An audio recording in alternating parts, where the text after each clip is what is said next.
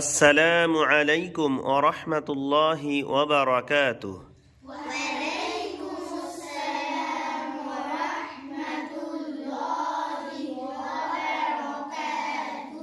আমাদের পড়া হলো অধ্যায় নাম্বার 18।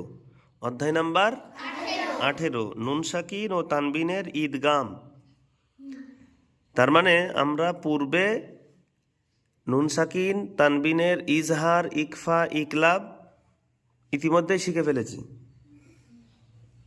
এর আগে গত ক্লাসে আমরা শিখেছিলাম নুন সাকিন তানবিনের ঈদগাম। তার মানে নুন সাকিন ও তানবিনের যে 4টি কায়দা আমরা শেষ করে ফেলেছি। এখন আজকে আমরা সেই নুন সাকিন ও তানবিনের 4টি কায়দা আরও একবার স্মরণ করিয়ে দিচ্ছি। তো আমরা নুন সাকিন তানবিনের কটা নিয়ম শিখেছি? 4টি নিয়ম। নুন সাকিন ও তানবিন পড়ার নিয়ম কয়টি? 4টি নিয়ম।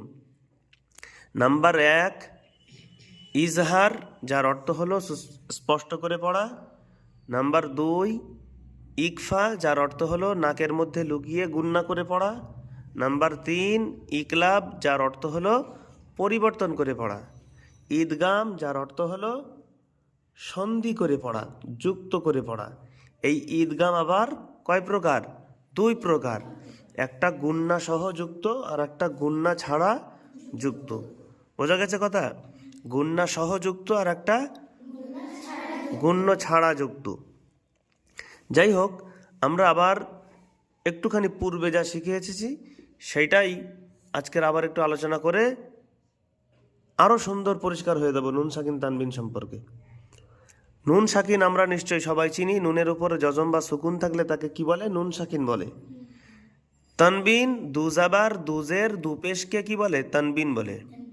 এই নুন সাকিন ও তানবিন যদি কখনো কোনো অক্ষরে থাকে, মানে কোনো অক্ষরে যদি দুজাবার থাকে, দুজের থাকে অথবা দুপেশ থাকে, তার মানে তানবিন থাকে, অথবা কোনো শব্দের মাঝখানে যদি নুন সাকিন থাকে, তাহলে সেখানে কোনো না কোনো একটা কায়দা হবেই হবে। নুন সাকিন ও তানবিন থাকার অর্থ কি? সেখানে কোনো না কোনো একটা কায়দা বা নিয়ম হবে। সেই নিয়ম কয়টা? সর্বমোট 4টা। কয়টা? নুন সাকিন তানবিন পড়ার নিয়ম কয়টা? 4টা।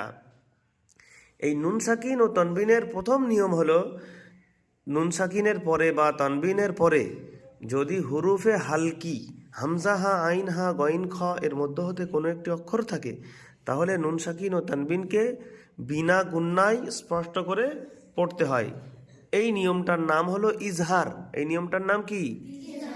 তারপরে দ্বিতীয় নাম্বার নিয়ম হলো, নুন সাকিন ও তানবিনের পরে যদি হুরুফে ইকফার 15টি অক্ষর অর্থাৎ তা, সা, জিম, দাল, জাল, ঝা, সিন, শিন, সাদ, দাদ, ত, জ, ফা, কফ, কাফ এর মধ্য হতে কোনো একটি অক্ষর আসে, তাহলে নুন সাকিন ও তানবিনের আওয়াজকে নাকের মধ্যে লুকিয়ে 1 আলিফ গুন্না করে পড়তে হয়। একে ইকফা বলে। এটা দ্বিতীয় নাম্বার কায়দা। বুঝে আসছে?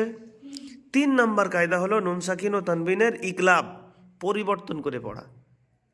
কি করে পড়া? নুন সাকিন ও তানবিনের পরে যদি ইকলাবের একটি মাত্র অক্ষর বা এই অক্ষরটি আসে, তাহলে নুন সাকিনকে অথবা তানবিনকে মিম দিয়ে পরিবর্তন করে গুন্না করে পড়তে হয়। একে ইকলাব বলে। একে কি বলে?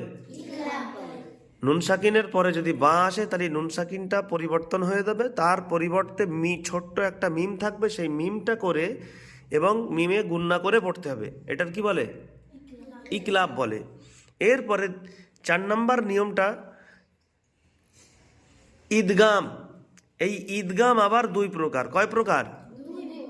একটা হলো ঈদগাম বিল গুন্না, অর্থাৎ গুন্না সহ ঈদগাম, গুন্না সহ সন্ধি। আর একটা হলো ঈদগাম বিলা গুন্না, গুন্না ছাড়া সন্ধি, অর্থাৎ গুন্না ছাড়া যুক্ত। তো ঈদগামের সর্বমোট অক্ষর 6টি।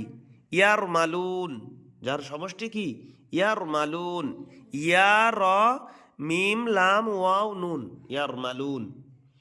তো এই 6টির মধ্যে 2টা অক্ষর র ও লাম, র ও লাম, নুন সাকিন বা তানবিনের পরে যদি আসে তাহলে নুন সাকিন বা তানবিনকে গুন্না ছাড়া যুক্ত করে পড়তে হয়। একে ঈদগামে বিলা গুন্না বলে।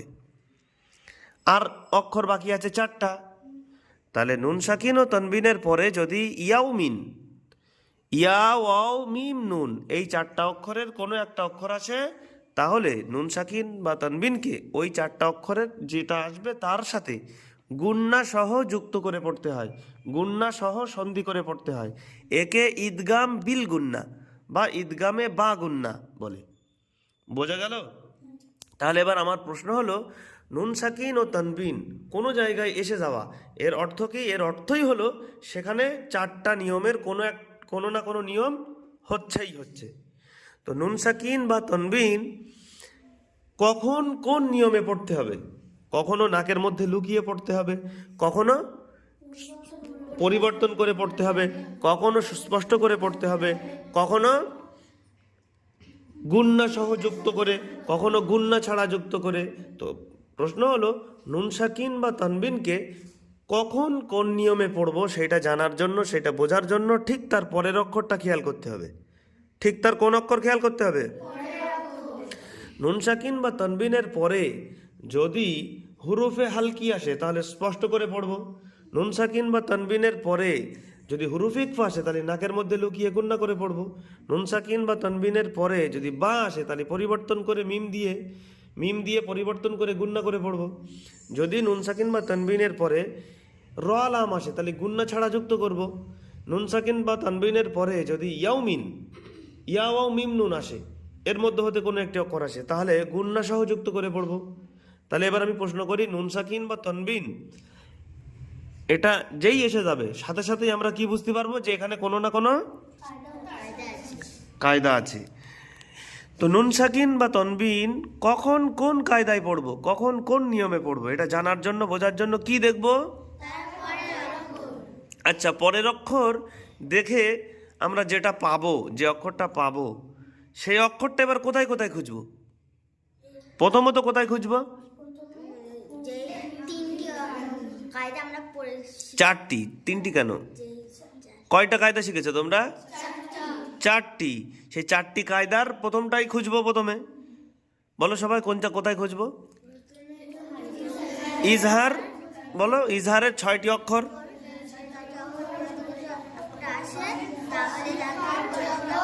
হ্যাঁ, যদি সেখানে পাই ভালো, মাশাল্লাহ। সেখানে যদি না পাই তাহলে কোথায় খুঁজবো? ইকফার অক্ষরগুলো সবাই বলে ফেলি।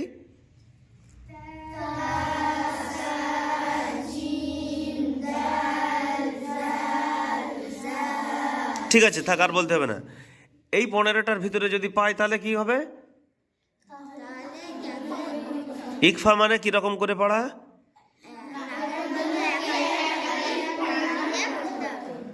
আর যদি এখানে না পাই তাহলে কোথায় খুঁজবো? ইকলাবের খোঁজা লাগবে, একটাই তো অক্ষর, কি সেটা? বা। যদি বা চলে আসে তাহলে কিভাবে পড়বো? কাকে পরিবর্তন করব? তানবিনকে। ওর পরিবর্তে কি হবে? মিম দিয়ে পরিবর্তন করে পড়তে। শুধু পরিবর্তন করলে হয়ে যাবে? গুন্না সহ পরিবর্তন করে পড়তে হবে। তারপরে যদি সেখানেও না থাকে, ঈদগামে দেখব। ঈদগামে যদি র ও লামের ভিতরে চলে আসে তাহলে কি হবে?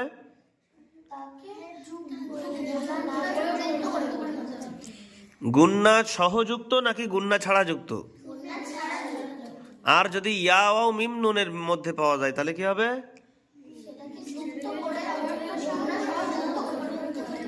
এই তো, মাশাআল্লাহ।